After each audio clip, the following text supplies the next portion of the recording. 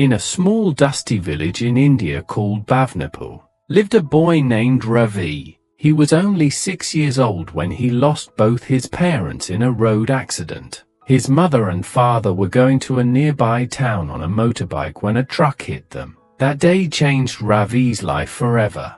Ravi had two little sisters, Meena, age 4, and Priya, only 1 year old. After the accident, there was no one to take care of them. Their grandparents were very old and had no money. They lived in a small mud house with only 2 rooms and a thatched roof. Life was hard.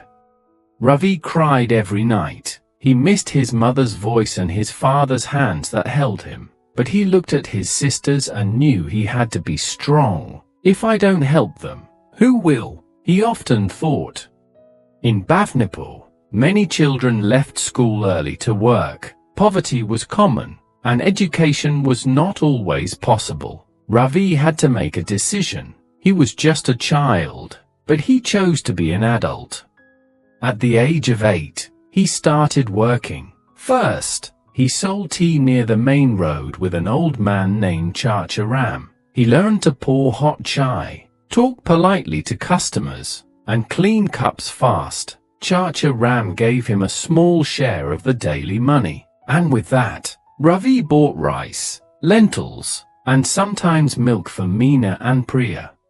When he turned 10, Ravi learned welding in a local workshop. The machines were noisy, the work was hot, and sometimes he burned his hands. But he did not stop. He came every morning, worked all day, and returned home to cook and wash for his sisters.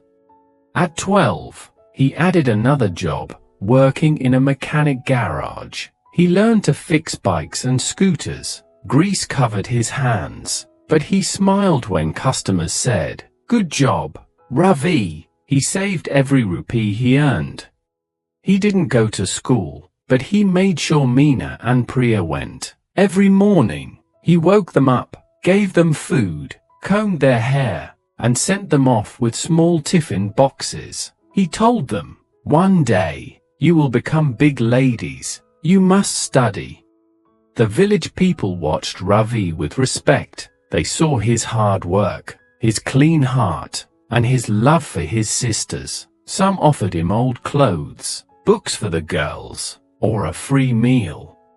Even when life was very hard, like during monsoon rains when the roof leaked, or when Priya got sick and he had to buy medicine, Ravi never gave up. He believed that things could get better. By the time Ravi turned 14, he was not just a boy anymore, he was the head of the family. He worked every day and took care of his sisters like a father. While other boys in the village played cricket or watched TV, Ravi was busy fixing motorbikes, welding iron gates, or shopping for vegetables. His daily routine was full. He woke up at 5 a.m., swept the house, boiled water, and cooked rice or chapati for breakfast. He walked Meena and Priya to school and then rushed to the mechanic garage. In the afternoon, he went to the welding shop. In the evening, he helped the tea seller for 1 extra hour to earn more. Ravi had no time to rest, but he smiled every time he saw Meena and Priya come home with stars on their homework. "My sisters are shining," he would say proudly. Sometimes, he got sick. Once, he had a bad fever, but he still went to work. The workshop owner gave him medicine and said, "You are stronger than many men." One day, when Ravi was fixing a scooter, a customer asked, "You are very good at this. Did you study mechanics?" Ravi replied, "No, sir. I just learned by doing." The man smiled and said, "You have a gift." That man was Mr. Verma, who later helped Ravi in a big way. On Sundays, Ravi used to sit near the temple and read old newspapers. He wanted to learn new things. He asked people the meanings of English words and slowly started reading signs and manuals. He learned how engines worked and how to keep accounts.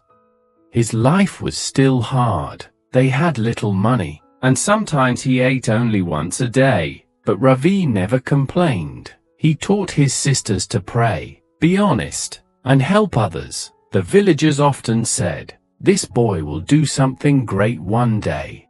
When Meena passed her 10th class exams with top marks, Ravi cried with joy. He told her, "You will become a teacher, and Priya, you will be a nurse." The girls promised him they would study hard, just like he worked hard. Mr. Verma returned one day with a special idea. He told Ravi, "You can open your own small garage. I will give you old tools and help with rent." Ravi could not believe it. He bowed and said, "Thank you, sir. I will not waste this chance." With Mr. Verma's help and his savings, Ravi opened a tiny workshop under a tin roof. It had one fan, some tools, and a painted sign, "Ravi Auto Repairs, Honest Work, Happy Heart." People trusted him. He was fair and worked fast. Soon, he had many customers. He taught 2 other boys in the village how to repair bikes. He said, "If I got a chance, you should too." Ravi's dream had begun, but he knew it was only the start. As days turned into months, and months into years, Ravi's small workshop became popular in Bhavnapur and nearby villages. People came not only because he fixed bikes well, but because they trusted him. He always spoke politely, charged fair prices, and gave free help to poor farmers and students. One day, a local journalist came to write about small businesses in rural India. When she met Ravi, she was amazed. She took photos, asked questions, and later published an article called "The Mechanic with a Big Heart." After the article, a government officer visited Ravi. "You can apply for a rural startup loan," he said. "It will help you grow your garage." Ravi was nervous but hopeful. With the help of a school teacher who knew English, he filled out the forms. After 2 months, the loan was approved. Ravi used the money to buy better tools, paint the walls, and build a second roof. He even bought a small second-hand computer. Meena helped him make bills and keep records. They called the place Ravi Sisters Auto Services. Soon, Ravi hired 2 more helpers. He gave them uniforms and taught them the way he worked, with honesty and care. His little garage now looked like a small company. He also started teaching young boys from the village who had dropped out of school. "Learn a skill," he told them, "and you will always have food." He gave them lunch and some money each week. Many of them changed their lives thanks to Ravi. Meena passed her final exams and became a teacher in a nearby school. Priya joined nursing college in the city. Every weekend, she came home to help Ravi or cook for the family. Their small mud house was now rebuilt with bricks and had a tin roof that didn't leak. It even had a fan and a small fridge. "We are not rich," Ravi said, "but we are happy." Ravi became a symbol of hope in Bhavnapur. Other boys looked up to him. Girls were inspired by Meena and Priya. The village changed slowly. More children stayed in school. More parents supported education. Ravi still worked with his hands, but now he also spoke at community meetings and school events. He told everyone, "If I can do it, anyone can. Just believe and never stop working." As Ravi's business grew, his role in the village transformed. He was no longer just the helpful mechanic. He was becoming a voice people listened to. Elders respected his discipline. Youth admired his success. And many villagers came to him for advice. He was invited to attend a local panchayat meeting. At first, he sat silently, nervous in front of the elders. But when they discussed the poor condition of village roads and lack of street lights, Ravi raised his hand. "We don't need to wait for the government. We can do small things ourselves. Let's each light the front of our homes. Let's repair potholes together." His ideas were simple, but they inspired action. That year, Ravi used some of his savings to install solar lights around his garage and donated one to the school gate. The effect was immediate. Children could walk home safely after evening classes. The villagers started calling him Ravi Bhaiya, a name of both respect and affection. Soon, Ravi organized small community meetings near his garage. They discussed health, safety, and children's education. He invited teachers, local nurses, and even a visiting NGO once. "If we want a better village, we must start now," he said. People listened.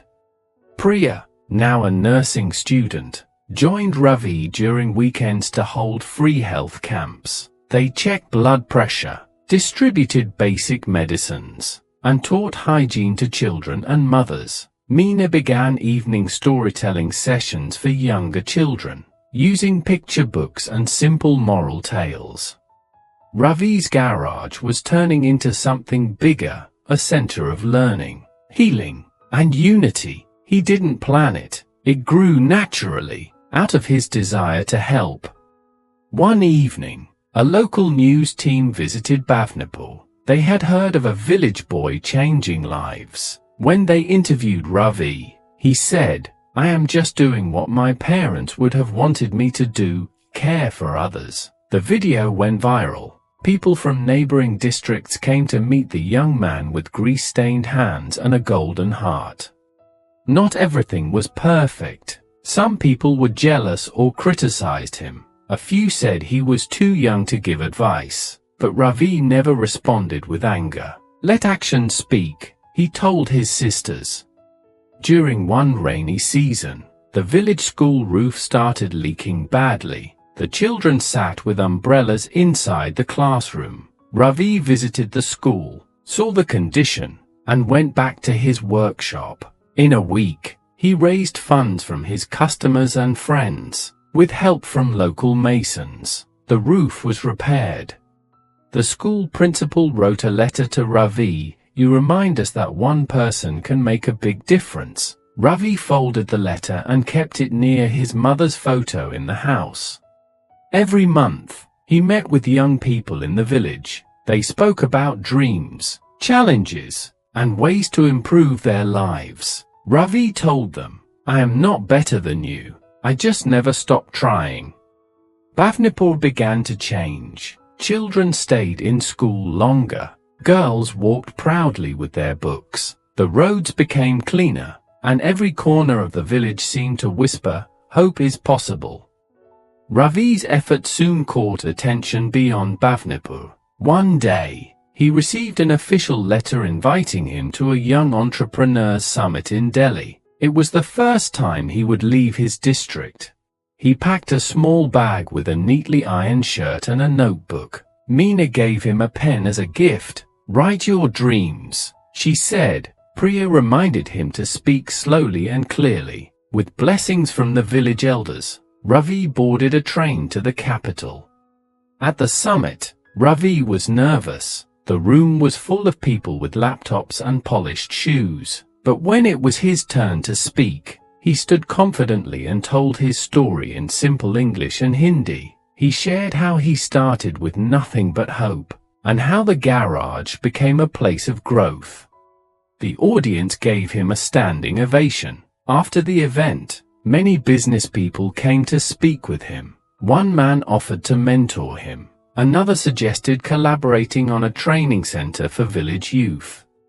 Ravi returned home full of new ideas. He began designing a plan for a village skills hub, a center where youth could learn welding, basic computer skills, plumbing, and mobile repair. He wanted it to be free for poor children.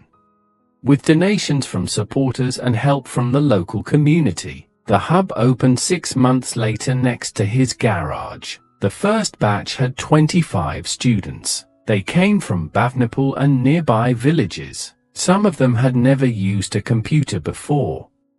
Ravi also started an online YouTube channel called Ravi Bhaiya Learns, where he uploaded short videos in Hindi teaching how to fix everyday items, fans, bikes, light bulbs, etc. It gained thousands of followers. People wrote comments like, "I fixed my scooter thanks to you."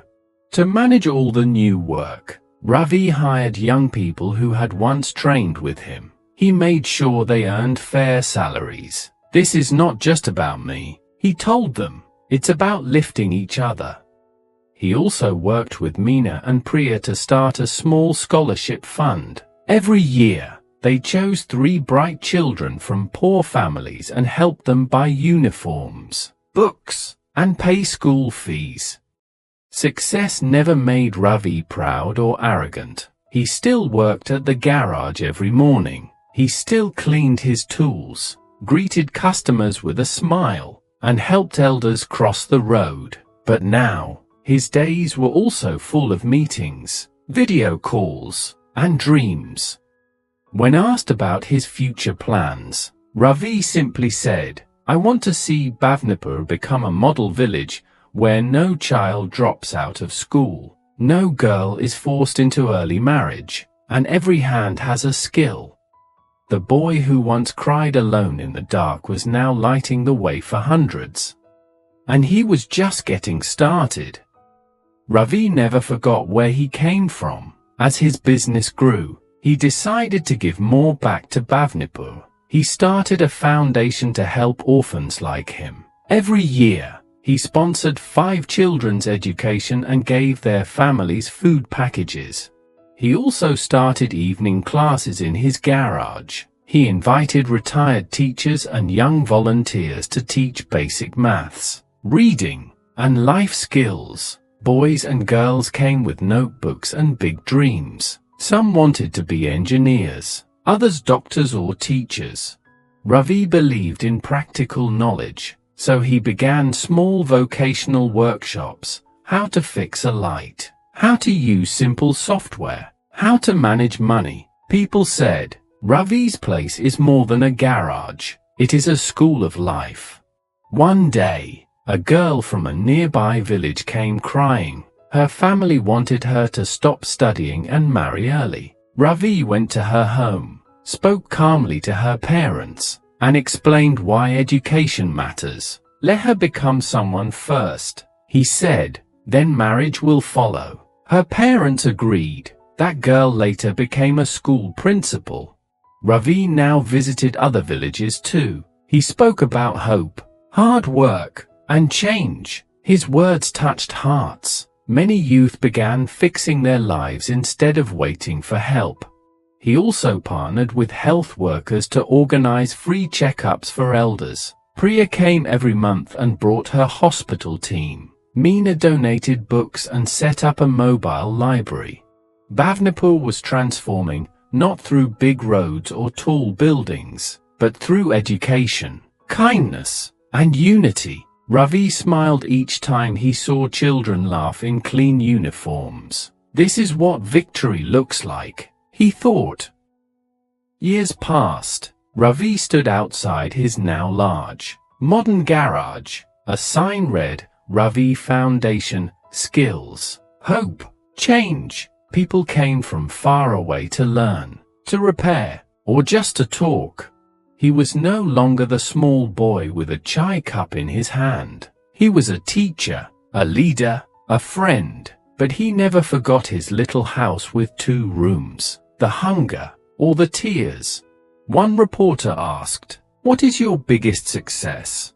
Ravi replied, "My sisters became strong, my village has hope, and no child here sleeps with an empty stomach." His journey taught one big lesson: you do not need much to start, just courage, love, and a strong reason. Children now learn about Ravi's story in school books. His photo hangs in the village library. But Ravi says, the real heroes are the children who refuse to give up. He often sits under the banyan tree near the temple, watching the sun set. People join him to listen, ask advice, or just say thanks. From loss came love, from struggle came success, and from one small heart came a movement of change. Bhavnapur is now a place where hope is not just a word, it is a way of life. Ravi's story is not just the tale of one boy, it's a mirror for millions. He was born into pain, into a situation where hope was rare. Yet, he chose not to sit still and cry. He chose to act, and in doing so, he became a light for his sisters, his village, and finally, for strangers around the world. His life teaches us that circumstances do not define destiny. Many people would have accepted failure, but Ravi refused to. He lost his parents at 6, had no money, and lived in a house with a leaking roof, but instead of waiting for help, he became the help. We also learn from Ravi that taking small steps every day can lead to big change. He didn't wake up one morning and become a hero. He worked hard daily, selling tea, learning to weld, fixing bikes, and caring for his sisters. He didn't have degrees, but he had purpose, and purpose, when held tight, becomes power. Ravi's journey reminds us that real success is measured by what we give, not just what we earn. When he had more, he gave more: free classes, health camps, scholarships. He used his skills to lift others. He created a ripple that changed Bhavnapur, one person at a time. And perhaps the greatest lesson is this: anyone, no matter how young or poor, can make a difference. Ravi didn't wait for permission. He didn't wait to be older, richer, or more educated. He just started, and because he did, his village is now full of students, smiles, and hope. So whether you're a student, a teacher, a parent, or someone feeling lost, remember Ravi. Remember that strength lies not in perfect conditions, but in the choice to never give up. Because like Ravi, you too can be the reason someone believes again.